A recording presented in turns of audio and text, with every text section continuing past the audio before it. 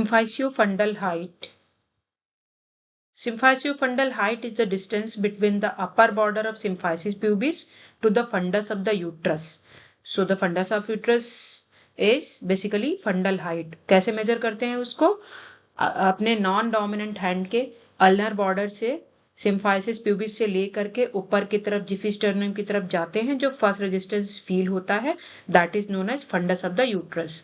तो symphysio fundal height upper border of the symphysis pubis से लेकर के फंडस तक होती है. ये सेंटीमीटर्स में मेजर करी जाती है.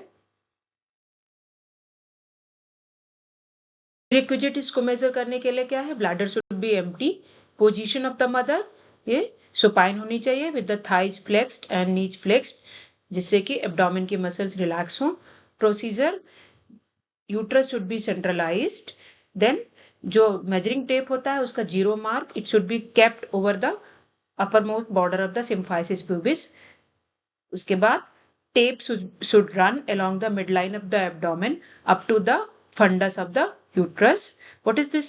What is the clinical importance of this symphysiofundal height? Basically, after 20 weeks of gestation, symphysiofundal height in centimeter corresponds approximately to the period of gestation in weeks until approximately 36 weeks of pregnancy.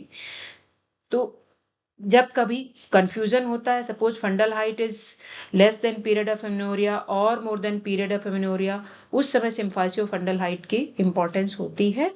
20 weeks से पहले uterus का position, shape और positions are different. Sometimes it's globular, increase in size is towards lateral side or more towards fundus side because of patient's belt.